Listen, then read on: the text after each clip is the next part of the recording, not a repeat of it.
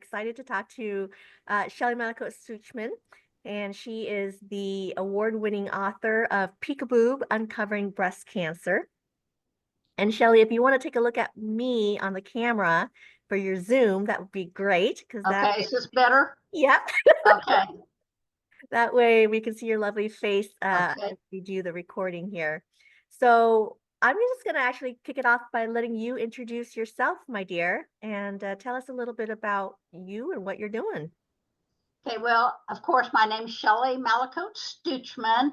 I just turned 70 this year. I retired from the medical industry in July of 2023. At 18, I became an LPN, and then I went back to college in my 40s for marketing because I was ready to go into the business side of the medical world. And I became a marketer then for hospice and home health for many years. I retired from Epworth at Home Hospice and Home Health, and a lot of people would say, "Well, how can you work hospice? That's so hard." But it's actually so rewarding because when people sign up for hospice, they fought the fight and they're just ready to have a peaceful death and they want to do death their way. And actually, it's quite a beautiful thing. And I've attended uh, many deaths, and it's just quite an honor to get to do that. But since my retirement, I wanted to write my book, PEEK-A-BOOB, Uncovering Breast Cancer, because what I always wanted to be was an author, and I dabbled here and there, but never really had the time to put into it. And so once I retired, I wrote a 432-page book. I know that's long, Amy, but I just couldn't stop writing. I had so much to tell, and I have to laugh every time I hand somebody the book when they buy one. The first thing they say is, "Wow, that's a big book." It is a big book because, when you think 430 something pages, most books are 6 by 9, that's kind of the standard trim size, but yours isn't. Yours is a huge 8 by 10, I believe. And but there's a lot of material there. You go deep diving into the world of breast cancer and what that takes. You got a lot of images in there. You've got quotes in there. I mean, it's just a beautiful, beautiful book, and I think it's laid out well too because there's a lot of spacing. This is a heavy topic, right? So you don't want all text, and because who wants to read all text? But when you break it up the way you did, it just makes it flow so much better. I'm very proud of your book. Not just because I'm your publisher, but truly, it's a beautiful book. And you won, of course, 2024 Best Indie Choice Award for nonfiction. Tell us a little bit about what it was like to, just in general, enter contests, get feedback from the judges, why you did it, and what it was like to win. Well, I believe when you're an author, now not every author has this problem, but sometimes you start having self-doubts and you put yourself out there when you write a book, and then you think, "Oh, is this really any good?" Because sometimes you'll read through and you'll think, "Oh my gosh, this is wonderful. The world needs to hear this." And then the next time you put it out there, you think, "Oh my gosh, I'm embarrassed that I've got that out there in the world." And so I would always flip back and forth. I have some skill and talent. No, I don't have any skill and talent. So each contest, each award makes me feel a little bit better that I'm just not imagining things, that I do have a knack for writing a book, and the contests just kind of help self-confidence. They help the soul, that and plus they give your book credibility, which I like that, because when I can tell people that are just kind of interested in my book that, hey, this book has recently won 3 book awards, and also the fact that it was reviewed by a medical doctor, a radiologist, and a Susan G. Komen board member, all that credibility helps because, Amy, as you know, sales are not easy because there's, I don't know, are there a zillion books out in the market? Yeah, like 300 or 3 million are published every year globally, right? And Yes. indie, that's traditional, that's hybrid, that's every possible way you can think of, press, or I mean, not press, but university press. There's a lot of ways to publish these days. And so quickly, what are the 3 awards that your book won? Well, the first one was the Nonfiction Authors Association Award. I had joined this national group as I was writing my book, because I was immersing myself that first year in learning how to do things correctly. And through this organization, they have a contest, like most places do, and they have gold, silver, and bronze awards. And I entered my book in. I had to send 5 copies to 5 different judges, and all the judges were quite complimentary. There was a few that gave me some suggestions that would make the book better the next time I write something. But that book won the Nonfiction Authors Association Gold Award, so that was my first gold seal to put on it. And Yay. then I won the Quill Hawk Independent Nonfiction, Indie, not independent, I guess it means the same thing, award. And that is through Amy's company. And when I sent this in, if I understand this right, Amy, you send this to judges that don't know anything about us. And so I thought, oh gosh, I'm probably not going to win this one. There went that self doubt again. But then when Amy notified me, I did. My heart leapt out of my chest. And then the last contest I entered, I had learned about the Book Fest Awards at WriterCon 2024, and I'd been following them, and then came up their contest. So I entered that, and I was notified that PEEK-A-BOOB, Uncovering Breast Cancer, won first place in their nonfiction memoir awards. So I'm not bragging, but I'm just telling you this. So, when you read the book, it's not just me that thinks it is worth your time. Because here's how I think about time. And I learned this from being a Toastmaster. When somebody is giving me their time, I'm actually taking away so many minutes, so many hours of their life. Like everybody listening to this right now, they're giving us their 15, 30, 45 minutes of their life, however long they stay on. And it's our duty not to waste their time. Yeah, absolutely. So let's dive into your book a little bit because the judges know why it's amazing. You and I know why it's amazing. But tell us a little bit more of the nuggets that we can find within there. Like I know one of them is from your husband Neil. Let's start there. Why is that piece so important? Well, interesting enough, when I was first starting out writing this book, I went to talk to a literary agent, and he said, why don't we give this book a broader audience? Would your husband be willing to write a chapter to the men?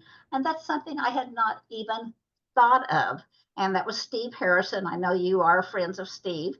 And he said he wasn't going to take my book for traditional publishing because of the fact that it was a medical book dealing with breast cancer. Things might change before the traditional publishers could get it out. But I talked to my husband about writing that chapter, and he agreed to, and I didn't even have to pull his teeth. So that amazed me.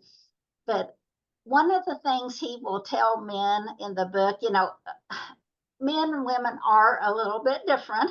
And he would say, guys, when you think you're being supportive enough, when you think you're doing enough, you're probably not. Pick it up another notch. And Mm, he talked to the men about sex and breast cancer. And luckily, we were an older couple, but 24% of marriages end up in divorce because of breast cancer.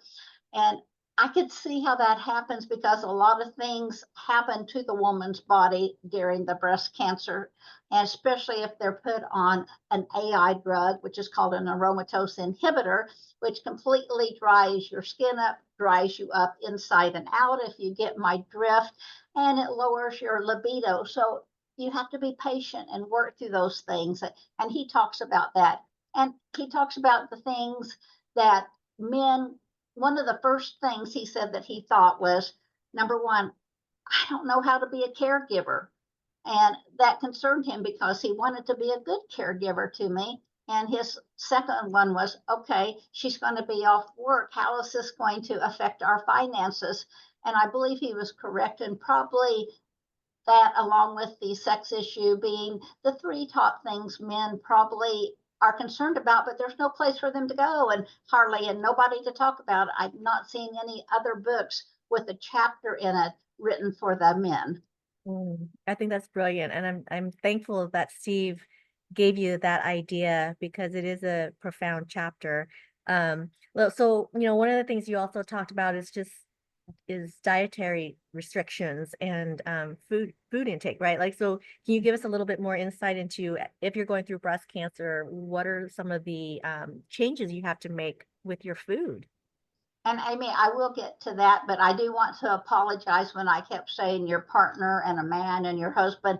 I know there's marriages and partnerships that it's not always man, woman. And so for the female partner of another partner going through breast cancer, they too will share the same feelings, I believe, in the man to man chapter. So I do apologize for leaving you out when I was talking about that. But back to food. I've always struggled with weight. I'll gain weight, I'll lose weight a million times over. But when I got the cancer, first during all your treatments, they want you to try to maintain because your body's going through so much and you need so much nutriments, and they don't want you to particularly deprive your body. But once you get through the treatments, they told me they would like me to lose 20 pounds because extra weight produces estrogen, and my tumor was estrogen fed, which many breast cancer tumors are. And it's not, people think it's sugar that feeds estrogen. No, it's not the sugar. The sugar makes you have the more fat, and it's the more fat that feeds the estrogen. And I struggled, now you've got to lose weight on top of being on some types of drugs that slow down all of your production, slow down your metabolism. And I tried everything. I tried keto, I tried cutting calories, I even tried the shots. But let me tell you a little about the shots.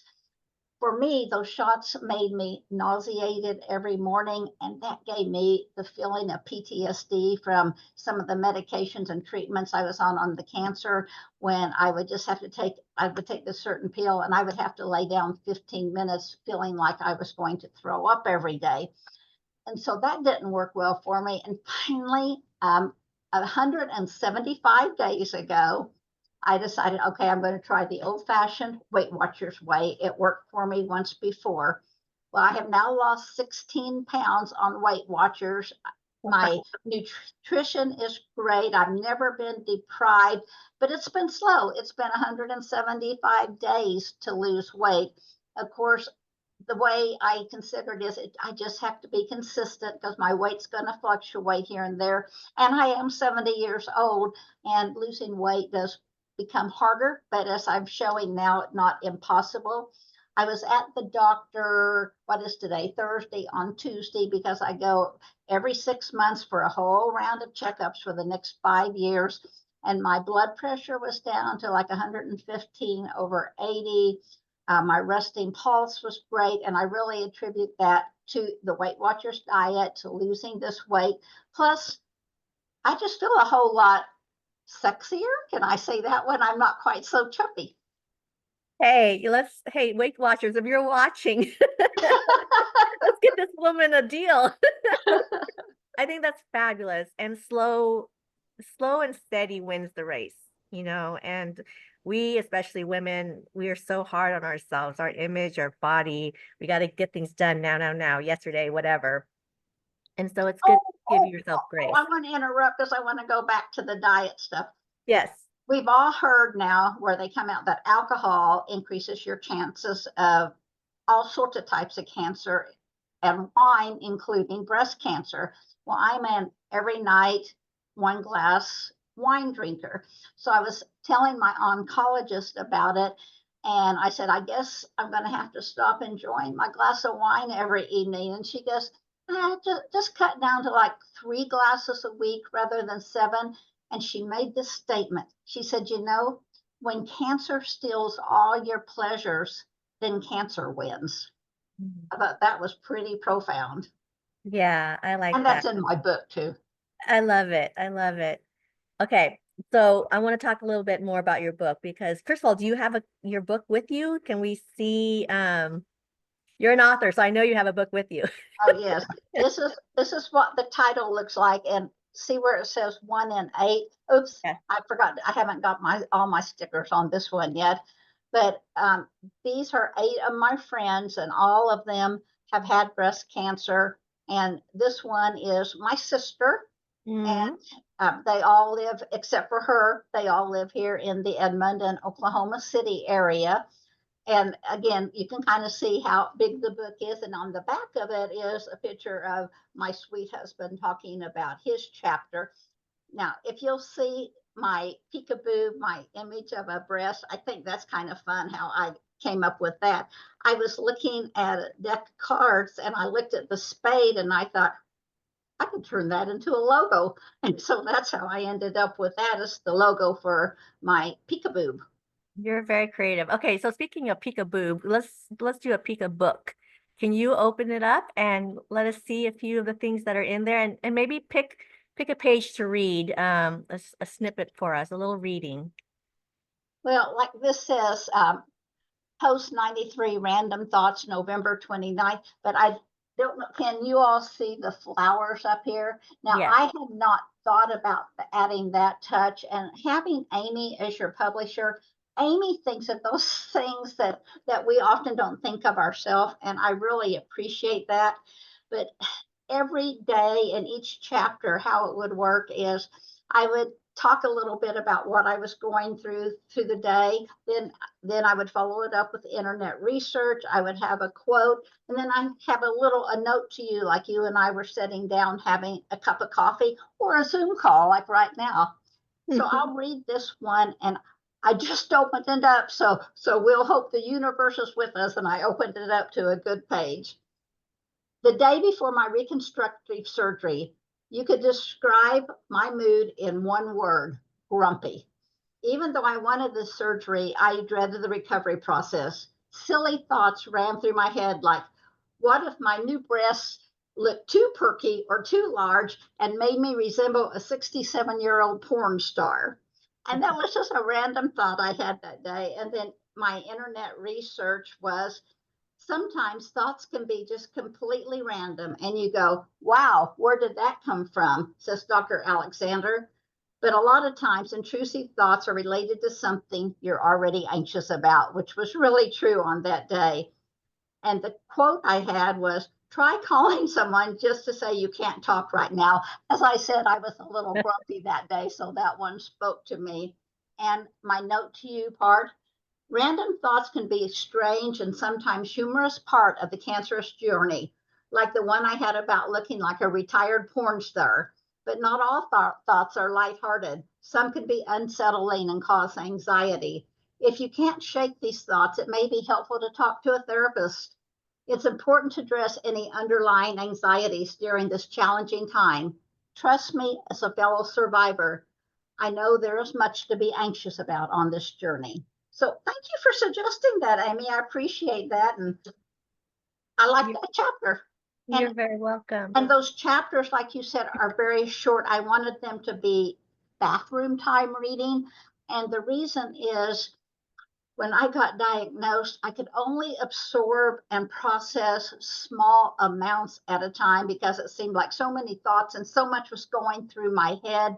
And so the chapters are super short just for that reason. So you don't become overwhelmed with the book and reading too while you're overwhelmed with everything else that's going on. Yeah. So two other things I want to dive into.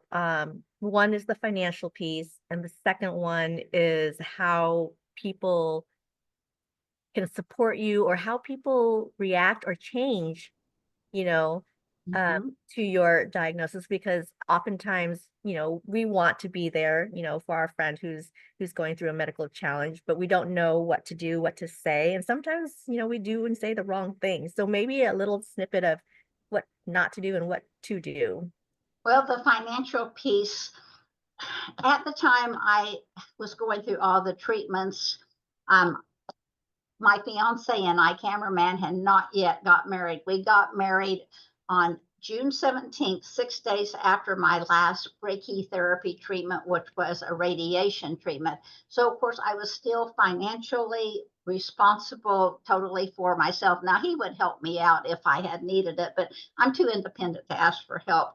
So, at work, I ended up having to miss 3 months of work during that year, not including random times when I would catch a virus or something because my immune system was low. Well, somebody said, go down to HR and make sure you fill out the Family Leave Medical Act, which I didn't even know exactly what that was before, but it assured me that my company could not fire me during this time of recovery, that I had that safety net under me, which I wasn't worried about it anyway, but just having it on paper felt good. And then, luckily enough, my position at Epworth at Home gave me short term disability. And so, when you get short term disability, they don't take out your 401k payments, they don't take out your medical insurance payments. And when I would receive my check, it was actually the same as before I had gotten ill, because before I had all of those types of things taken out. So that was a relief. And I know not everybody is fortunate enough to have short-term disability. I did have to go 2 weeks without a paycheck because you have a 2 week waiting time, but that was it. And that was pretty awesome. And then what was the other question, Amy? I got so excited talking about that. Well, one was the financial piece, and the other one is how can your community support you? What to do, Oh, not to do. that's a very, very good question. Every person is different. And so when I first got diagnosed, it was a week before I told anybody except for my fiance, because I'm one of those people that I need to process it first. And I need to feel secure before I can talk to other people about it. And then once I did, I asked them, you go ahead and ask me any questions about the treatments, but don't feel sorry for me, because I would hate to go around and people patting me on the back and saying, oh, I feel so bad for you. I wanted them to tell me a joke, talk to me about the normal type things, but I didn't want them to walk away. And I do have a chapter about ghosting. I did have a few friends from where my hometown that I thought would come out. I hadn't heard from them in a while, but here I was on Facebook talking about my breast cancer, and basically I felt ghosted by them. And that's also very hard. It's not that I was looking for their sympathy, but just having a community of support around you is excellent. Now, of course, for people with small children, or children of any age, teenagers, to help with transporting them. But of course, at age 67, when I had my diagnosis, I didn't have any children. And some people brought some food, which was nice. And my husband hired a housekeeper then for me during that time. And we haven't ever let her go since, because I ended up loving having that. But I know not everybody's able to do that. So, you might, even though no matter what age your friend is, go over and say, hey, can I do a few loads of laundry? Can I dump the dishwasher for you? Because what happens is you have no energy. All these cancer treatments just zap you. And all I really basically wanted to do was sleep, eat, and sleep some more and watch some Netflix in between. So all that type of help was much appreciated. And when people made me laugh, though, that was the thing that I loved the most. And I love corny jokes, like I showed in that little quote that I had. So people that knew me would pass along a corny joke to me, via text message. And just know the person that, you're trying to support, and you'll know what to do. I think I think laughter is truly one of the best medicines, Mhm. getting some fresh air or just getting to be in your centered self, that quiet space, Mhm. also is, like meditating or whatever, that's also helpful. And I think with your personality, Shelley, that truly is, I believe, one of the best medicines for you because of your positive outlook, and your energy and that vibrancy. It just kicked cancer to the curb basically. And I'm so proud of you for being able to not only power through it, but write this incredible book, continue to sharing it. I mean, it's a hustle. And Yes. indie author is not, indie publishing is not for the weak of heart at all. So thank you for that. And I just want to know, what are you working on next? Because whatever it is, sign me up. I'm going to tell you what I'm working on next, but then if you don't care, I want to share how I came up with the title because that's kind of a cool story. Yes, please. What I'm working on now is a unique sort of journal. It's going to be again about 400 pages. I don't know why I can't do anything small, but it That's seems your like I number. can't. And each page has a place, a date, so you don't have to do it every day. And it has a question to start off with, like some of the questions Amy possibly had asked me for this interview. And then I tell a little bit about my relationship to that question. And then I have a place called Your Space, Your Story for you to write. So it's not like you have to think every day about what to write. But the reason I have these questions in this journal is at one time I owned a mental health agency for people that didn't have hardly any money. I had a gentleman that had some oil wells that were doing great, and he paid for the therapist I had. I had a minister on hand. I had art therapy, music therapy, and we did journaling. But what I found about journaling, and you ask certain questions, when you know yourself well, you can stay stronger to the forces that are trying to knock on your door that you don't want in. And so this journal is all about knowing who you are. Well, then after that, and I got a young adult book I have whirling around in my mind and a children's book, and they're all cancer related. And my husband said, are you ever going to write about anything else? And I said, yeah, after I get these done, because these are heavy on my heart, even though my audience is, somewhat small. It's a niche audience. It's just a certain group that's going to want what I'm writing right now. But back to the title, PEEK-A-BOOB. When you get breast cancer, you're constantly wearing this fashion of the medical industry. Like every time you get a mammogram, and you have these capes with one tie at the neckline, completely open in the front. I mean, we're talking wardrobe maladjustment waiting to happen. However, every time I put one of these on, the doctor or the nurse would come and lift it up ever so gently and say, I need to take a peek at your breast. Well, I just wanted to say, peek-a-boob, but I didn't have the courage to say that. So my title came from me being a coward with a sense of humor. Oh, yes, you definitely have a sense of humor, and that trickled throughout your book. And I mean, our judges who read the book, um, it's funny when we were going through that process on the back end with the publishing, or with the contest, we had 14 judges lined up, and I let the judges pick what books they wanted to read. And I said, this one's a commitment because this one is 437 pages. But I promise you, it's a good read, just from what I saw flipping through it. And every single one of them read the entire book cover to cover. And that's a testament to not only the subject matter, how important it is, but the way that you delivered it. So again, just amazing kudos to you. Okay. Is there anything else that we can talk about that I didn't ask that you want to share? Well, sometimes people like to know about the life of a writer. Mhm. And my life before retirement was I would get up at 5 a.m. in the morning and write until 7 a.m. because when I got home from work, many times I had a job that I never knew when I was going to be home, and I would eat dinner and I would pretty much be tired, and my brain wasn't functioning to write a book.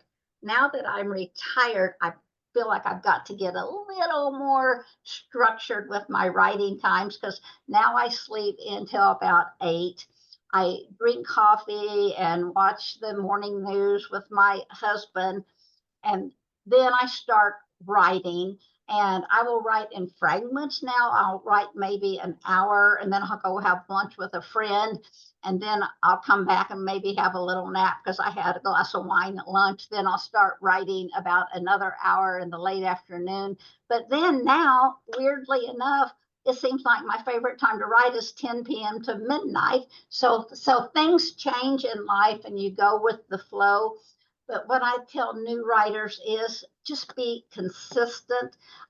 Even if you feel like you don't have anything worth writing about in a certain day, and you just have the time to give 15 minutes a day, 5 days a week, make sure you do that, because sometimes the days that you think, oh, you don't feel very creative, you don't feel like writing, you surprise yourself, and that's when your best stuff comes out.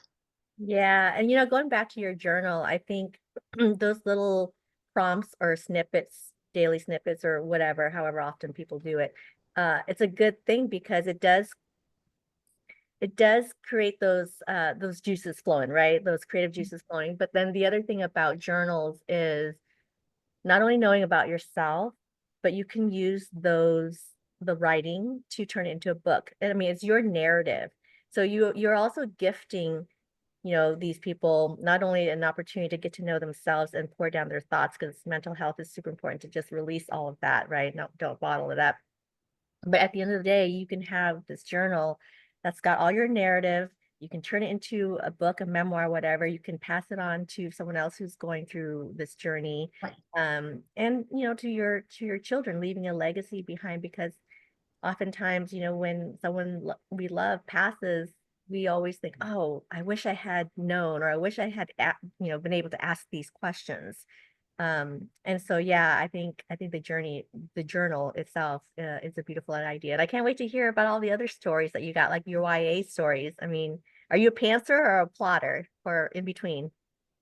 Um, Boy, that's a good question. And I'm a Toastmaster too, and saying they would ding me on that. So erase the But anyway, I just start writing, but I'm always planning in my head. And if a great idea comes, I have a bulletin board to my right, and on that I will put a postcard with what I consider a brilliant thought. And maybe it was a brilliant thought, and maybe not, but at least I don't lose the thought. Yeah. Okay. So we're wrapping up on our time. I do want to cover one thing, and that was an interview question that you had filled out for us. And it was related to how you got started to writing. And you mentioned butterscotch, which Mm-hmm. immediately made me drool. Can you tell us a little bit about that story before we Well, wrap? I grew up a farm girl, and every Saturday my mother would take me to the public library downtown, and I would always check out as many books as I could. I can't remember what the limit was back then because that was a long time ago. But I remember I was laying on my bed reading, and this grandfather pulled a piece of butterscotch candy, a hard candy, out of his pocket and handed it to his grandson. And the author described how this grandson was tasting this candy, the sweet butteriness of it. And while I was reading that, my mouth started to water, and it was like a light bulb went off over my head. I thought, words are magic. I can't believe I'm tasting that candy just by reading this book.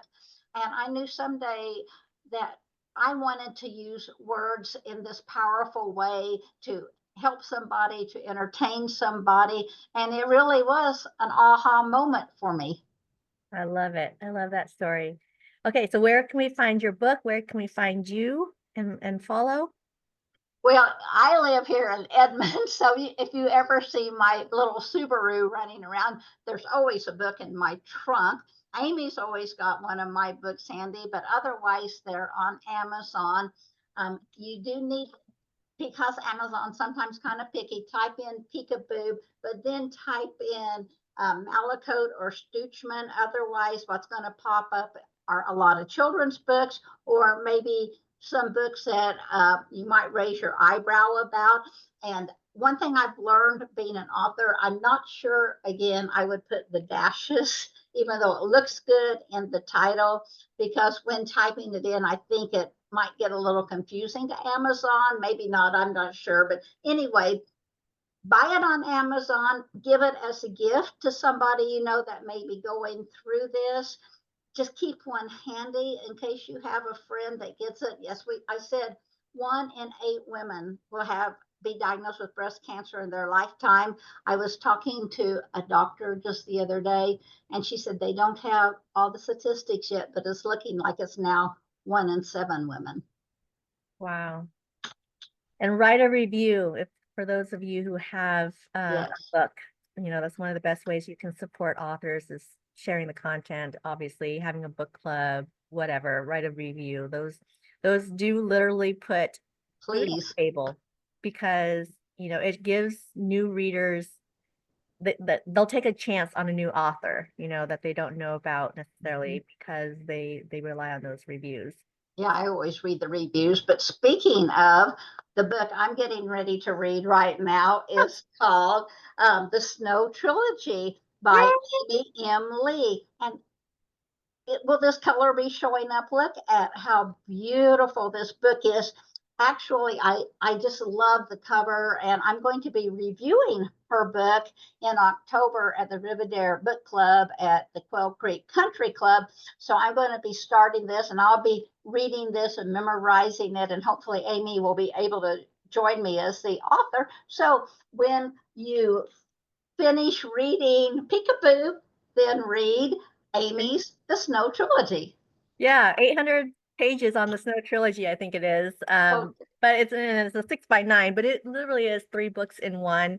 And so thank you for that, Shelley, because we are approaching the 50th anniversary of the Vietnam War, the fall of Saigon, which happened in 1975. And so you'll probably see a lot of commemorating events throughout the countries. And you know, it's a time of deep reflection and honoring our history and our heritage. So thank you for that. I think we are wrapping up right now. And if you have one last thing to say, please tell us if there's any events you want us to go to, you know, to promote, go for it. well, the majority of events that I do are ones that I've been invited to come speak at, like women's groups, Christian groups, breast cancer groups. And I love to speak in front of people. So if you would just give me a call if one of your groups is looking for a speaker, you can find me on Facebook under Shelley Malicote Stutchman. Send me a private message. And also, I don't mind traveling. I just won the Honorable Eileen Echoes Inspired Woman Award through the Susan G. Komen event that we had this weekend. And from that, I do have a speaking event that's going to be coming up in Arkansas. She hasn't got back to me with the date yet, but somebody was there. And so it doesn't have to just be Edmond or Oklahoma City. If you live someplace that's reasonable for me to travel, and I say reasonable travel is a 3 to 4 hour drive for me. So please just let me know, and I would love to come speak to your group. I love it. It's always virtual too. We can do virtual, you know, Yes. Zoom webinars, whatever. Well, Yes, Shelley, I need to get into the new technology more. Thank you, Amy. hey, we managed to do this for the first time, and I'm so proud of us. You know, it took a few minutes to get things set up, and there's always that 20-second lag between Zoom and Facebook and what have you, but we did it. And thank you so much, Shelley, for your time, for doing all the amazing things that you're doing and continuing to do. And I look forward to seeing you at OWFI and some of the other upcoming events. And so without further ado, we're going to sign off and say goodbye to everybody. And everybody, please do get PEEK-A-BOOB. It's an amazing book. So And do your self breast exams. yes, PSA right there, public service announcement. Yeah. Thank you so much. Thank you, Amy. Okay.